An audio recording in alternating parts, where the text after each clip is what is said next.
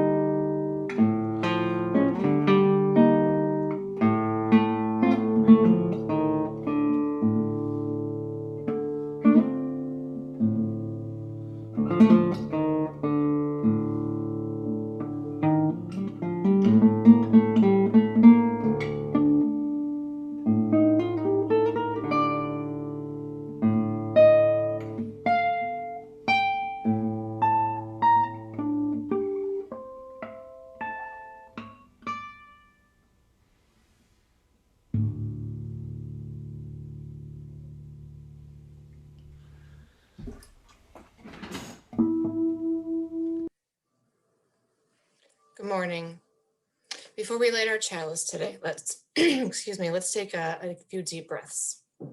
Let your shoulders drop. Let your tongue go off the roof of your mouth. Let's just breathe in a few times. You can rest your eyes or close them.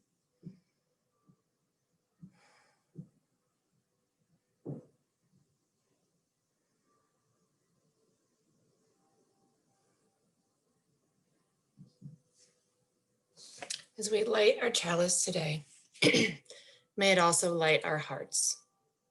May it light our imaginations and help us envision a future of collective liberation. May it light our way as we push ever toward this collective dream. And may it be there, warm and bright, when we arrive.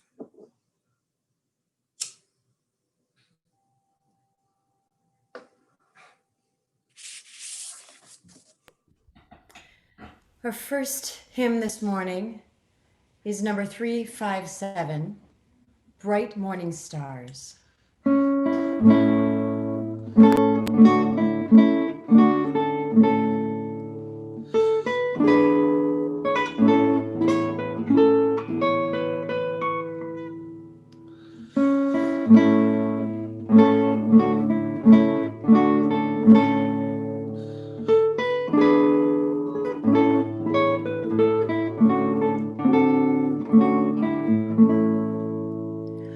Bright morning stars are rising.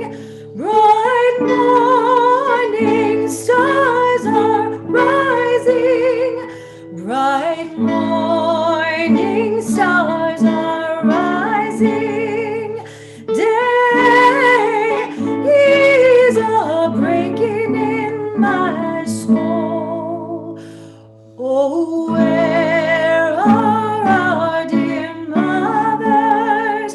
Oh, where are our dear mothers? Oh, where are our dear mothers? Day is a breaking in my soul. They are sowing seeds of gladness. They are sowing seeds of gladness. They are sowing seeds of gladness. Day is a breaking in my soul. Oh, where are our dear fathers? Oh, where are our dear fathers? Oh, where are our dear fathers?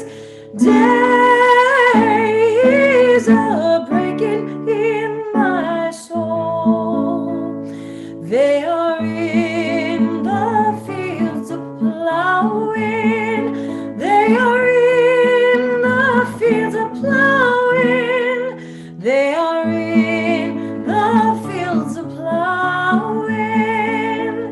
Day is a breaking in my soul.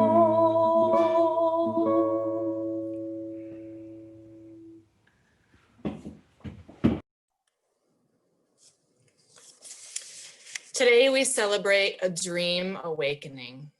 Today we worship with renewed hope. Today we act on an audacity of dreams and hopes for the future.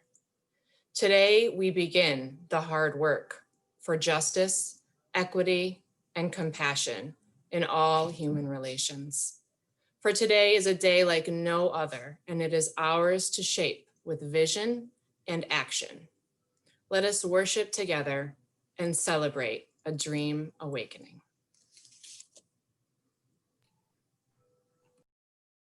Thank you, Brianna. We are stewards of this community and our beautiful campus. Even when we're not worshiping on site, we are responsible for the various expenses of our church. This is a house of memory and hope, of love and justice. Let there be an offering to support this beloved community. Your contributions can be sent using Venmo, username @BUCMI, or through our website. Giving through either platform is easy and free. You can also put a check in the mail to us. I ask you to consider how much you've relied on BUC in the past months and to do what you can to support our good work. Please give generously. This morning's offertory song is one we're sure you'll recognize. It's by Curtis Mayfield and the Impressions from back in the day, but it still holds true today.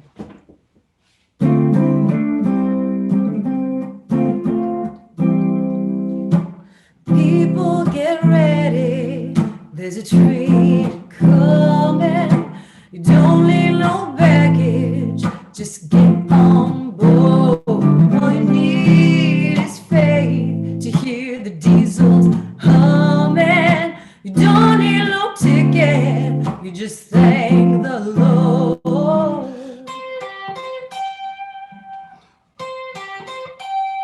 So people get ready, there's a train to Jordan, picking up passengers from coast to coast. Faith is the key, open the doors and board them. There's hope for all among those who love the most.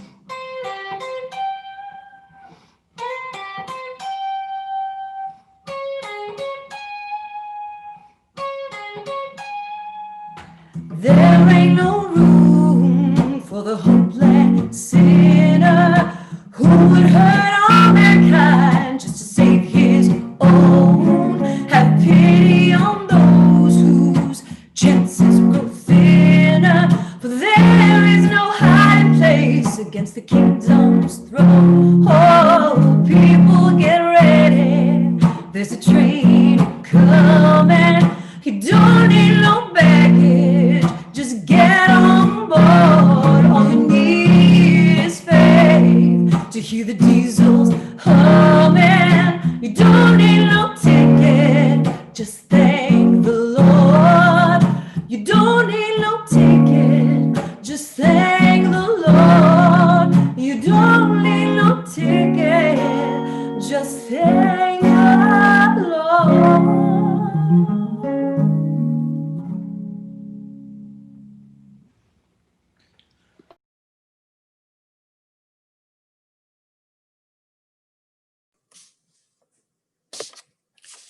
And now we move further into the spirit of reflection, the spiritual practices that center our worship life together. We begin with the sharing of joys and sorrows to move deeper with me into a moment of prayer and reflection. This week, Hindus, Sikhs, and Jains all over the world celebrated Diwali, one of the most important festivals in India. As we recognize Diwali and its symbolism of new beginnings, of hope like light in the darkness, we also know that many in our congregation and our country are experiencing endings. Still others may feel stuck somewhere in the middle. We can also feel many of these states at the same time. Spirit of light, wherever we find ourselves today and whatever we are feeling there, help us to know that it is okay. Tell us again and again that we are okay until we know it deep in our hearts. And remind us always that we are held in sun-drenched love.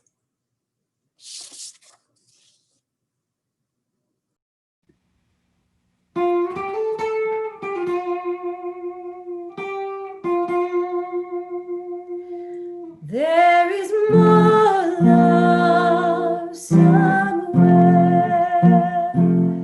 There is more love somewhere. I'm gonna keep on till I find it. There is more love somewhere. Hope. There is more hope somewhere.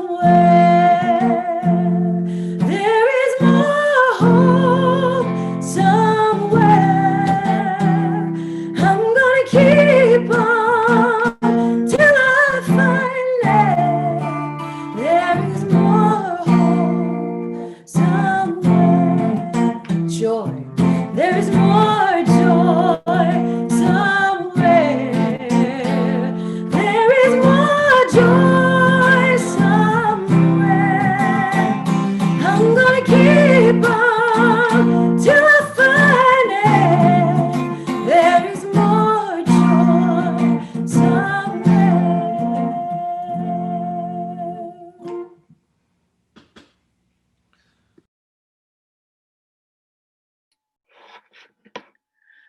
Our first reading is from Emergent Strategy, Shaping Change, Changing Worlds by Adrienne Maree Brown. There are examples of emergence everywhere. Birds don't plan to migrate, raising resources to fund their way, packing for scarce times, mapping out their pit stops. They feel the call in their bodies that they must go, and they follow it, responding to each other, bringing their adaptations. There is an art to flocking, staying separate enough not to crowd each other, aligned enough to maintain a shared direction, and cohesive enough to always move towards each other, responding to destiny together. Destiny is a calling that creates a beautiful journey. Emergence is beyond what the sum of its parts could even imagine. A group of caterpillars or nymphs might not see flight in their future, but it's inevitable. It's destiny. Oak trees don't set an intention to listen to each other better or agree to hold tight to each other when the next storm comes. Under the earth, always they reach for each other. They grow such that their roots are intertwined and create a system of strength that is as resilient on a sunny day as it is in a hurricane. Dandelions don't know whether they are weed or a brilliance, but each seed can create a field of dandelions. We are invited to be so prolific and to return fertility to soil around us. Cells may not know that civilization is possible. They don't amass as many units as they can to sign up to be the same. No, they grow until they split, complexify, intersect, interact, and discover their purpose. And then they serve it and they die. And what emerges from these cycles are complex organisms, systems, movements, societies.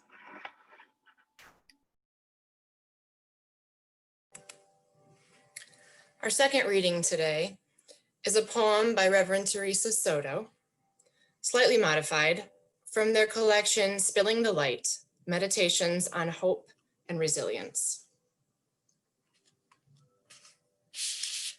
I wish the knowledge were easier to come by, that individualism is just a scam, that you are always the butterfly wings. You are always the storm. Edward Lorenz, a weather scientist from MIT, is sometimes misquoted that the flap of a butterfly wing can cause a hurricane in a different part of the world. This shorthand isn't an accurate representation of the math turned weather scientist's work. He proposed this: should we make even a tiny alteration to nature, we would never know what would have happened if we had not disturbed it, since subsequent changes are too complex and entangled to restore a previous state. Which is to say that you have an immeasurable effect on the system. It will change and you will shape its DNA. You must not believe the lying lie that you do not matter, that whatever change you can organize is so insufficient as to not be worth your time, your energy, your life force. You must be willing to dream a dream that carries forward your community. This is how we rise. This day is polluted with a mistrust of truth, a fertile and warm medium for unchecked cruelty and power.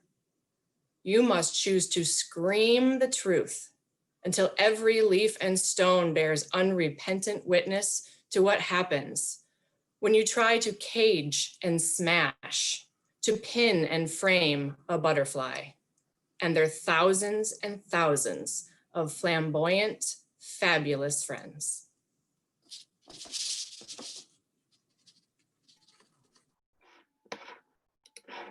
That was beautiful. This summer, When Rev Mandy invited me to preach this Sunday on Adrienne Maree Brown, emergent strategy, and interconnectedness, I had just finished reading Brown's book, Emergent Strategy, Shaping Change, Changing Worlds, for the third time. And I said yes enthusiastically before I realized that it actually meant that I had to write a sermon. And before I realized that I was being asked to preach about the importance of interconnectedness, community organizing, and movement building for social justice just 2 weeks after the 2020 election. It's almost like she did this on purpose, right? Adrienne Maree Brown is a writer, a pleasure activist, a sci-fi and Octavia Butler scholar, a facilitator, a speaker, singer, a doula. She's rooted in Detroit, where she has worked tirelessly for numerous social justice causes. She comes from a lineage of brilliant organizers and activists, including her friend and mentor, Grace Lee Boggs, and movements for justice, including Occupy Wall Street and the Black Lives Matter movement. So, what is emergent strategy? I'm going to share a bit about what Adrienne Maree Brown discusses in her book, but I also highly recommend you read it. Go to your local library, your independently owned, or better yet, your Black-owned bookshop, or AK Press online, and buy yourself a copy. Sarah Konstantakis has information about how to get to this book. If you're interested, we'll be putting it on social media. Put together a virtual reading group and begin discussing what emergent strategy could make possible in your life, in our congregation, in our country, and in this world. According to Brown, emergent strategy was initially a way of describing the adaptive and relational leadership model found in the work of Black science fiction writer Octavia Butler. But it grew. It became plans of actions, personal practices, collective organizing tools, and further evolved, as Brown puts it, into strategies for organizers building movements for liberation and justice. It is now a collection of ways each of us can, as Brown says, practice being in right relationship to our home and each other. And that sounds familiar. Brown claims emergent strategy is how we intentionally change in ways that grow our capacity to embody the just and liberated worlds we long for. And maybe, if I'm honest, she continues, it's a philosophy for how to be in harmony and love in and with the world. This guidebook for relational, heart-centered, humane leadership is predicated by the idea that change is constant for us and for the natural world, and for us as members of the natural world. And I love that a rainstorm has just opened up over top of my house as I am talking about the natural world and change. Change is always occurring. In practicing emergent strategies, we're asked to pay attention to the birds, bees, mushrooms, and trees as possibility models for ourselves and our movements as we navigate change. The principles of emergent strategy are: small is good, small is all, the large is a reflection of the small, change is constant, be like water. Number 3, there is always enough time for the right work. 4, there is a conversation in the room that only these people can have at this moment. Find it. Next one, failure is never a failure, always a lesson. Trust the people. If you trust the people, they become trustworthy. Move at the speed of trust, focused on critical connections more than critical mass. Build resilience by building relationships. Less prep, more presence. That one is very hard for me. And lastly, what you pay attention to grows. There are 6 elements of emergent strategy, and I'm going to spend the rest of my time talking about what those are. The first one is fractals, the relationship between small and large. Brown uses ferns to discuss how fractals show up in nature. A fractal is something that displays self-similarity across scale.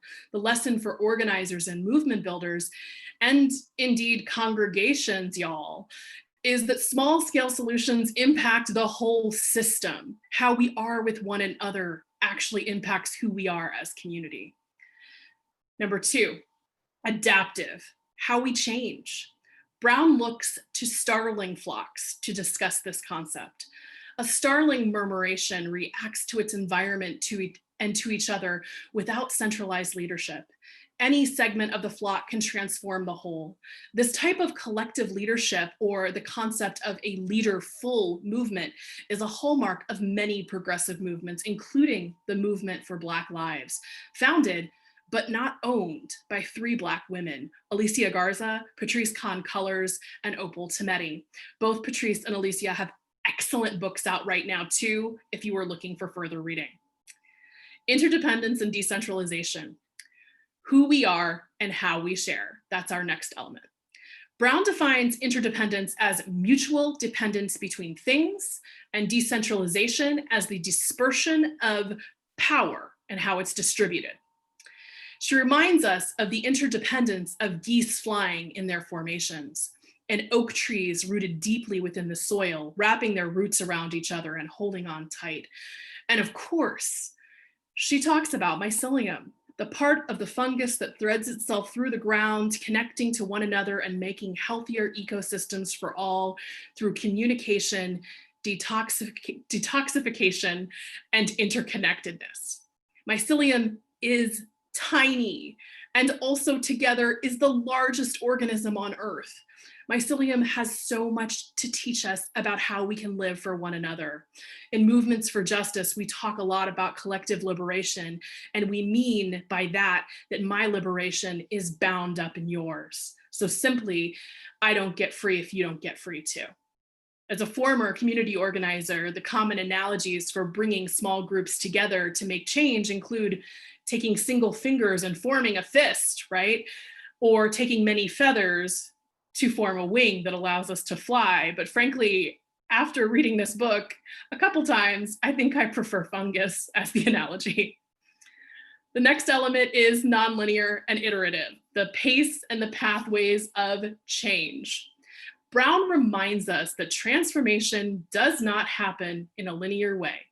Very rarely does changing the world take a direct path. She notes seasons of growth and seasons of harvest, a time for work, a time to rest. She playfully quotes Sarah Pickett, who references poet Naima Pennyman. I wonder if compost believes in life after death. Anyone who has committed themselves to a movement for justice is acting with a broken heart. We lose all of the time. We grieve, we heal, we show up again, knowing more than likely we will lose the next one too. To those of us with broken hearts, Brown reminds us the broken heart can cover more territory. Love can only be as large as grief demands. And the heart is the front line, and the fight is to feel in a world of distractions. My favorite people are the broken-hearted warriors for change who fight every day to save our planet, our democracy, to end systemic racism, to forward LGBTQA+ rights, to change our economic system, and so much more. As Brene Brown says, a different Brown this time, not Adrienne Maree. As leaders, we have to have strong backs, soft fronts, and wild hearts, and I would add, even if they are broken. Our next element is resilience and transformative justice, how we recover and transform. For Brown, resilience is the ability to become strong again after something bad has happened, after you've been pulled, stretched, bent. This is about recovery and regeneration, destruction and creation. She describes dandelions and how the entire plant, that was meta, the entire plant has medicinal properties, and how each tiny seed has a tiny parachute that allows it to travel far. Dandelions are thought of as weeds and are notoriously hard to uproot. And as many a gardener can attest, they are resilient and prolific regenerators.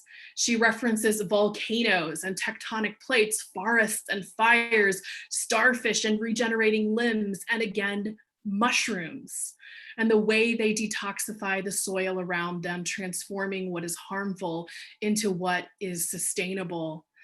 I hope at this point you're seeing that part of justice is coming back to the natural order of the world, right? Be like trees and mushrooms and starfish. Similarly, Brown argues that one core practice of resilience is transformative justice, transforming the conditions that make injustice possible. And I know that my kin in the Broken Hearts Club understand this part to our very bones. Now we come to our last element, creating more possibilities, how we move towards life. As Octavia Butler once wrote in Parable of the Trickster, there is nothing new under the sun, but there are new suns. Brown references this quote as she transitions to a conversation about Black Lives Matter. She claims that the phrase Black Lives Matter is an Afrofuturist assertion. Here she means that by saying Black Lives Matter, we are calling a particular future into being, a future in which Black lives do matter, will matter. We might agree here in this space that Black Lives Matter, but that is not true for so many of our friends and colleagues and so many people in our country. So in saying Black Lives Matter, we are working to create a new sun. Brown states, we see, we believe, we know, and we bend the world to assert and embody that Black Lives Matter. She asks, how do we, who know the world needs to change, begin to practice being different? How do we have to be for justice to truly be transformative? Not them, that amorphous them that is also us in our heads and hearts, or that loves us, but us who are awake and awakening. How do we need to be for Black lives to matter? So Joe Biden won the election. And I know that in this space, we are likely to feel many ways about this. And for me, the sweetest moment of the election cycle this year was Georgia turning blue, thanks to the incredible work of the Black community, and in particular, Black women, including all of the amazing elected officials, activists, and organizers, including Helen Butler, Tamika Atkins, Melanie Campbell, Latasha Brown, Naesi Ufot, Deborah Scott, Stacey Abrams, and many, many more. How does a deep red state elect a Democrat after 28 years of electing Republicans? Well, what happened in Georgia was the audacity of Black women to imagine the unimaginable, to create a new sun. This was the outcome of over a decade of organizing and movement building, overcoming voter suppression tactics from the right and the failure of the imagination of the mainstream Democratic Party to believe and trust Black women. The Democrats just had to abandon their focus on undecided moderate whites and expand their coalition by mobilizing their base and energizing new voters, many of them young and many of them people of color. Fair Fight and New Georgia Project, two organizations both founded by Stacey Abrams, registered 800,000 new voters. What? That is incredible to me. Talk about living for one another. And with all of this, I do have a word of caution that is said with so much love. The calls for unity from President-elect Biden, formerly Vice President, that's a fun thing to get to correct myself about, cannot be at the exclusion of those at the margins. We cannot win an election on the backs of the most diverse and broad-based coalition of all time and then not center them in the future we build. Unity is important. It is, I know it, I want us to come together, but it cannot mean sacrificing the heart of our coalition to appease those who would easily abandon us to pursue their own interests. I hope that the Democratic Party becomes a party that is deserving of the Black women who built it. That's the sun that I would like to create. Instead, we must imagine, all of us, the possibility of a different future that centers justice, equity, and liberation, and not focus on what seems impossible, right? Because we need to dream another world into being now. Though we need to center those at the margins of the margins in that dreaming, and we've never really done that before. True unity requires us to imagine together, to create more possibilities, to live into our interconnectedness, to seek small-scale solutions to large problems, to practice transformative justice, to take the long and twisty path, and to heal together and regenerate. True unity requires emergent strategies.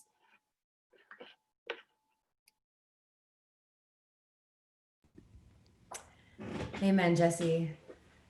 This last hymn for this morning is number 1015. Times like this feel so bleak, but we know we have to be patient, calm, and strong, and together we'll get through it. Though days be dark with storms and burdens weigh my heart, though troubles wait at every turn, I know I can go on when sorrow heals my soul and burdens make me strong.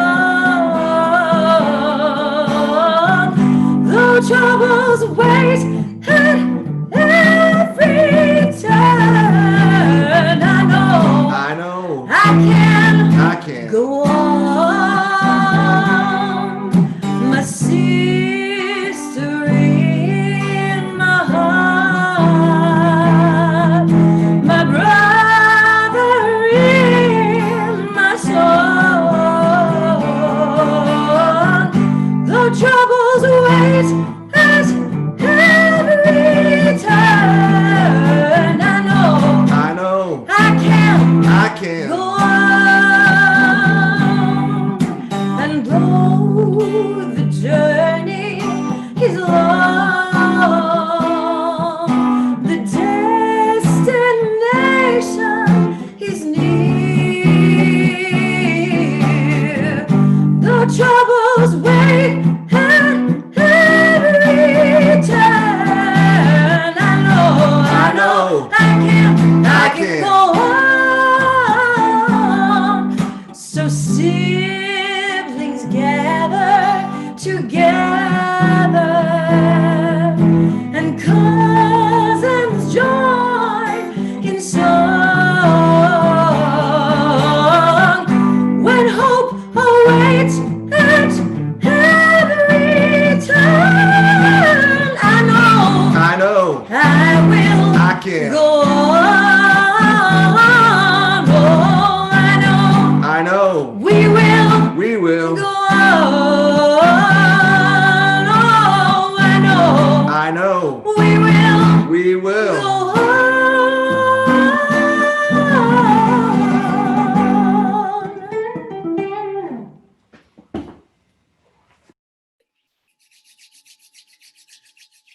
That was fabulous. I'm not supposed to narrate this much of the service, I know, so I'm sure Mandy will talk to me about that later. I send you out into the world and implore you to bring the elements of emergent strategy into your lives. Be as strong and supportive as oak trees, as resilient and prolific as dandelions, as transformational as starlings, as interconnected and dedicated to restoration as mycelium, and imagine the impossible. In solidarity with movements for justice across the globe, may it be so.